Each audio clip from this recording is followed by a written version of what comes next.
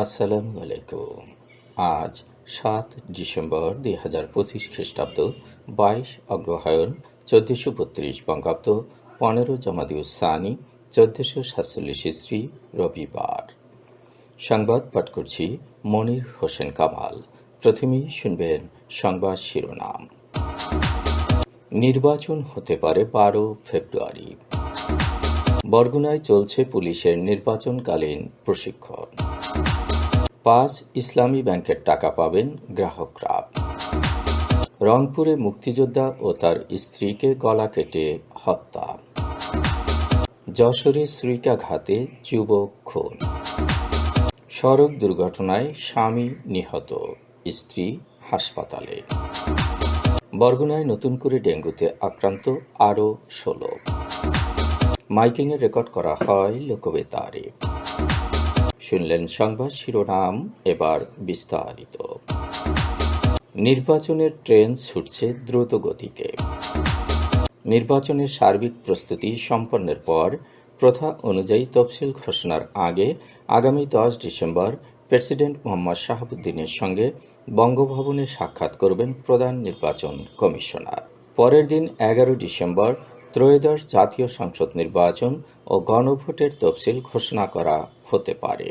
তবে তফসিল ঘোষণার আগে ৯ ডিসেম্বর প্রধান বিচারপতি সৈয়দ রেফাত আহমেদের সঙ্গে নাসিরুদ্দিন কমিশনের সাক্ষাতের তফসিল ঘোষণার আগে ৯ ডিসেম্বর প্রধান বিচারপতি সৈয়দ রেফাত আহমেদের সঙ্গে নাসিরুদ্দিন সহ কমিশনারদের সাক্ষাতের কথা রয়েছে। আগামী বছরে রমজানের আগে সব দিক বিবেচনা করে ১২ ফেব্রুয়ারির মধ্যে ভোট গ্রহণের টাইমফ্রেম করেই জাতীয় নির্বাচন ও গণভোট গ্রহণের প্রস্তুতি নেওয়া হচ্ছে। একই দিনে হতে যাচ্ছে জাতীয় সংসদ নির্বাচনের ভোট ও গণভোট। আসন্ন ত্রয়োদশ জাতীয় সংসদ নির্বাচনে বরগুনায় কর্তব্যরত পুলিশের সদস্যদের পেশাদারিত্ব, আইনগত জ্ঞান এবং মাঠ পর্যায়ে সক্ষমতা জোরদার করতে চলছে প্রশিক্ষণ। বরগুনার পুলিশ লাইন্স ড্রিল সেটে এ বিষয়ে প্রশিক্ষণ কর্মশালা অনুষ্ঠিত হচ্ছে। প্রশিক্ষণের অংশ হিসেবে গতকাল ১৬তম ব্যাচের প্রশিক্ষণ কর্মসূচির উদ্বোধন করেন পুলিশ সুপার মোহাম্মদ কুদরতি খুদা। কনস্টেবল থেকে শুরু করে ইন্সপেক্টর পদমর্যাদার পুলিশ সদস্যদের এ প্রশিক্ষণের অন্তর্ভুক্ত করা হয়েছে। প্রতি ব্যাচে ৫০ জন পুলিশ সদস্যের সমন্বয়ে ১৯টি ব্যাচে ৯৫০ জন পুলিশ সদস্যকে নির্বাচনকালীন দায়িত্ব পালনের জন্য প্রশিক্ষণ দেয়া হবে। ইতিমধ্যেই ১৫টি ব্যাচের প্রশিক্ষণ কার্যক্রম সম্পন্ন হয়েছে। এতে প্রশিক্ষণ পেয়েছেন ৭৫০ জন। প্রতিটি ব্যাচকে ৩ দিন করে প্রশিক্ষণ দেয়া হচ্ছে। একীভূত প্রক্রিয়ায় থাকা ৫টি ইসলামী ব্যাংকের আমানতকারীরা তাদের জমাকৃত টাকা ফেরত পেতে যাচ্ছেন। বাংলাদেশ ব্যাংক সূত্রে জানা গেছে, চলতি সপ্তাহ থেকে এই টাকা ফেরত দেওয়া শুরু হতে পারে। এই টাকা কেন্দ্রীয় ব্যাংকের ব্যবস্থাপনায় থাকা আমানত বীমা তহবিল থেকে দেয়া হবে। সমস্যাগ্রস্ত ফার্স্ট সিকিউরিটি ইসলামী ব্যাংক, গ্লোবাল ইসলামী ব্যাংক, সোশ্যাল ইসলামী ব্যাংক, এক্সিম ব্যাংক ও ইউনিয়ন ব্যাংককে একীভূত করা হয়েছে। এই ৫টি ব্যাংককে অধিগ্রহণ করবে সম্মিলিত ইসলামী ব্যাংক পিএলসি, যার চূড়ান্ত অনুমোদন দেওয়া হয়েছে। যেসব গ্রাহকদের ব্যাংক হিসেবে জমা ২ লাখ টাকা পর্যন্ত আছে, তারা পুরো টাকা উঠিয়ে নিতে পারবেন। যাদের হিসেবে ২ লাখ টাকার বেশি জমা আছে, তারা আপাতত সর্বোচ্চ ২ লাখ টাকা পাবেন। আমানতের বাকি টাকার বিষয়ে কেন্দ্রীয় ব্যাংক পরে সিদ্ধান্ত দেবে এবং ওই গ্রাহকের আমানতের বাকি টাকার উপর মুনাফার হার নতুন করে নির্ধারণ করে দেয়া হবে। গ্রাহকদের জন্য টাকা পেতে কিছু শর্ত দেওয়া হয়েছে। শর্তগুলো হচ্ছে: ১.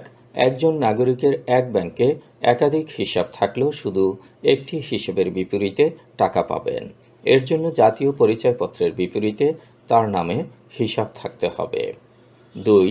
যাদের হিসাব বৈধ জাতীয় পরিচয়পত্র দিয়ে খোলা হয়েছে, শুধু তারাই টাকা পাবেন। ৩.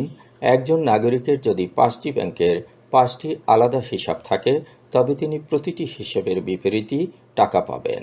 ৪. সংশ্লিষ্ট আমানতের বিপরীতে ঋণ থাকলে গ্রাহক আপাতত টাকা পাবেন না। ঋণ সমন্বয় করার পরই টাকা ফেরতের বিষয়ে সিদ্ধান্ত হবে। 5. বাকি টাকার উপর সুদের হার নতুন করে নির্ধারণ করে দেয়া হবে। বাংলাদেশ ব্যাংক প্রাথমিক হিসাব করে দেখেছে, গ্রাহকদের টাকা দিতে সব মিলিয়ে 12,000 কোটি টাকা খরচ হবে। রংপুরের তারাগঞ্জ উপজেলায় একজন মুক্তিযোদ্ধা ও তার স্ত্রীকে গলা কেটে হত্যা করা হয়েছে। কুরসা রহিমাপুর ইউনিয়নের খিয়ারপাড়া গ্রামের তাদের বাড়ি থেকে আজ সকালে পুলিশ তাদের লাশ উদ্ধার করেছে।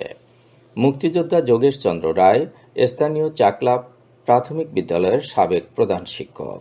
তার বয়স 75 বছর। তার স্ত্রী সুবর্ণা রায়ের বয়স 60 বছর। শনিবার গভীর রাতের কোনো এক সময় এ হত্যাকাণ্ড ঘটেছে। ডাকাডাকির পরও দরজা না খুললে প্রতিবেশী দীপক মই লাগিয়ে বাড়ির ভিতরে প্রবেশ করে রান্নাঘরে সুবর্ণা রায় এবং শোবার ঘরে যোগেশ চন্দ্র রায়ের মরদেহ দেখতে পান। ওই বাড়িতে যোগেশ দম্পতি ছাড়া আর কেউ থাকতেন না। নিহত যোগেশ চন্দ্র রায় পেশায় ছিলেন শিক্ষক। তিনি 2017 সালে সরকারি প্রাথমিক বিদ্যালয়ের প্রধান শিক্ষক পদ থেকে অবসরে যান। তার বড় ছেলে শোভনচন্দ্র রায় জয়পুরহাটে এবং ছোট ছেলে রাজেশ খান্না চন্দ্র রায় ঢাকায় পুলিশে চাকরি করেন। যশোর শহরে মাদক সেবন নিয়ে বিরোধের জেরে ছুরিকাঘাতে তানবীর নামে এক তরুণের মৃত্যু হয়েছে। আজ ভোরে শহরের বেসপাড়া এলাকায় এ ঘটনাটি ঘটেছে। নিহত তানবীর বেসপাড়া এলাকার মিন্টু মিয়ার ছেলে। পুলিশ জানিয়েছে, হত্যাকাণ্ডে জড়িত 4 জনকে শনাক্ত করা হয়েছে। তাদের মধ্যে 2 জনকে জিজ্ঞাসাবাদের জন্য আটক এবং একটি ছুরি উদ্ধার করা হয়েছে। নিহত তানবীরের প্যান্টের পকেট থেকে 61টি ইয়াবা বড়ি উদ্ধার করা হয়েছে। শনিবার দিবাগত রাত 1টার দিকে বেসপাড়া তালতলা এলাকায় রাস্তার পাশে তানবীরকে গুরুতর আহত অবস্থায় পড়ে থাকতে দেখা যায়। এক পথচারী তাকে উদ্ধার করে যশোর জেনারেল হাসপাতালে নিয়ে যায়। হাসপাতালে নেয়ার আগেই তানবীর মারা যায়। নিহত তানবীর ছিল বেসপাড়া এলাকার চিহ্নিত একজন মাদক ব্যবসায়ী। তার বিরুদ্ধে কোতোয়ালি থানায় মাদকের 3টি মামলা রয়েছে। বেসপাড়া এলাকায় মাদক সেবনকে কেন্দ্র করে তানবীর ও তার সহযোগীদের মধ্যে বিরোধ ছিল। সেই বিরোধের জেরে তানবীরকে ছুরি মেরে হত্যা করা হয়েছে। কুয়াকাটায় বেড়াতে গিয়ে ফেরার পথে ট্রাক চাপায় নবীন হালদার নামে এক যুবক নিহত হয়েছেন। এ ঘটনায় আহত হয়েছেন তার স্ত্রী। গতকাল বিকেলে আউলিয়াপুর এলাকায় এ ঘটনাটি ঘটেছে। নিহত নবীন হালদার উজিরপুর উপজেলার পীরের পাড় এলাকার নিগম হালদারের ছেলে। আহত স্ত্রী বরিশাল শেরেবাংলা মেডিকেল কলেজ হাসপাতালে চিকিৎসাধীন। গতকাল সকালে মোটরসাইকেলে স্ত্রীকে নিয়ে কুয়াকাটায় বেড়াতে যান নবীন হালদার। সেখান থেকে বাড়ি ফেরার পথে কুয়াকাটাগামী একটি ট্রাক তার মোটরসাইকেলটিকে চাপা দেয়। এ ঘটনায় ট্রাকটি আটক করা হলো, এর চালক পালিয়ে গেছে। বরগুনায় নতুন করে ডেঙ্গুতে আক্রান্ত হয়েছে আরও 16 জন। এ নিয়ে জেলায় মোট আক্রান্তের সংখ্যা 9,622 জন। বরগুনার সিভিল সার্জন ডাক্তার মোহাম্মদ আবুল ফাত্তা জানিয়েছেন, গত 24 ঘন্টায় বরগুনা সদর উপজেলায় 8, আমতলী 1, বামনা 1, তালতলী 2 ও পাথরঘাটায় 4 জন নতুন করে আক্রান্ত হয়েছেন। জেলায় ডেঙ্গুতে আক্রান্ত হয়ে চিকিৎসাধীন আছেন 45 জন। এদের মধ্যে বরগুনা জেনারেল হাসপাতালে 31, আমতলী 3, বেতাগী 1, বামনা 3, পাথরঘাটা 4 এবং তালতলী উপজেলা স্বাস্থ্য কমপ্লেক্সে 3 জন চিকিৎসাধীন। এখন পর্যন্ত বরগুনা সদর উপজেলায় 7,378, তালতলী 324, বামনা 461, বেতাগী 243, আমতলী 187 এবং পাথরঘাটা উপজেলায় 1,026 জন আক্রান্ত হয়েছেন। অন্যদিকে জেলায় ডেঙ্গুতে আক্রান্ত হয়ে মারা যাওয়া 65 জনের মধ্যে 41 জনের বাড়ি বরগুনা সদর উপজেলায়, 14 জনের বাড়ি পাথরঘাটা, 6 জনের বাড়ি বেতাগী, 1 জনের বাড়ি বামনা ও 3 জনের বাড়ি আমতলী উপজেলায়।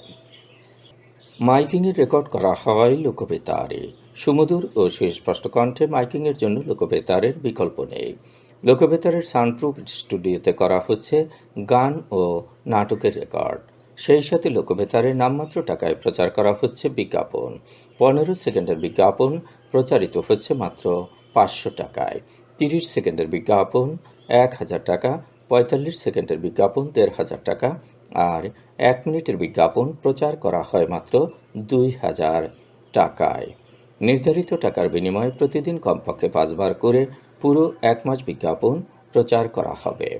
মাইকিং ও বিজ্ঞাপনের জন্য যোগাযোগ করবেন 0-on-77-55-66-445 নম্বরে। এবারে শুনবেন আবহাওয়ার খবর। উপমহাদেশীয় উচ্চচাপ বলয়ের বর্ধিত অংশ পশ্চিমবঙ্গ এবং তৎসংলগ্ন এলাকায় অবস্থান করছে। মৌসুমের স্বাভাবিক লঘুচাপ দক্ষিণ বঙ্গোপসাগরে অবস্থান করছে। এর একটি বর্ধিতাংশ উত্তর পূর্ব বঙ্গোপসাগর পর্যন্ত বিস্তৃত রয়েছে। মেঘলা আকাশ সহ সারা দেশের আবহাওয়া শুষ্ক থাকতে পারে। রাত এবং দিনের তাপমাত্রা সামান্য কমতে পারে। আজ দেশের সর্বোচ্চ তাপমাত্রা ছিল টেকনাফে 31.6 ডিগ্রি সেলসিয়াস এবং সর্বনিম্ন তাপমাত্রা ছিল তেঁতুলিয়ায় 10.5 ডিগ্রি সেলসিয়াস। বরগুনার সর্বোচ্চ তাপমাত্রা 27.4 ডিগ্রি সেলসিয়াস, সর্বনিম্ন 14.5 ডিগ্রি সেলসিয়াস। আগামীকাল সূর্যোদয় হবে ভোর 6:29। সংবাদ শেষ করার আগে শিরোনামগুলো আবার পড়ছি। নির্বাচন হতে পারে 12 ফেব্রুয়ারি। বরগুনায় চলছে পুলিশের নির্বাচনকালীন প্রশিক্ষণ। 5 ইসলামী ব্যাংকের টাকা পাবেন গ্রাহকরা। রংপুরে মুক্তিযোদ্ধা ও তার স্ত্রীকে গলা কেটে হত্যা। যশোরে ছুরিকাঘাতে যুবক খুন। সড়ক দুর্ঘটনায় স্বামী নিহত, স্ত্রী হাসপাতালে। বরগুনায় নতুন করে ডেঙ্গুতে আক্রান্ত আরও 16। মাইকিংয়ে রেকর্ড করা হয় লোকবেতারে।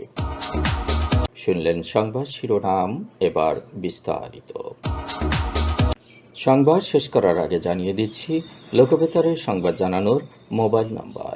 আপনার এলাকার গুরুত্বপূর্ণ সংবাদ জানাতে ফোন করুন 0-on-55-56-445 নম্বরে। আর লোকবেতারের সাথে যুক্ত হয়ে গান শুনতে চাইলে SMS করুন 0-on-782-973478 নম্বরে। মোবাইল করবেন 0-on-95943854 নম্বরে। বিশ্বের সব জায়গা থেকে শুনতে পারবেন লোকবেতার। লোকবেতার fm.org ওয়েবসাইটের মাধ্যমে শুনুন সরাসরি অনুষ্ঠান।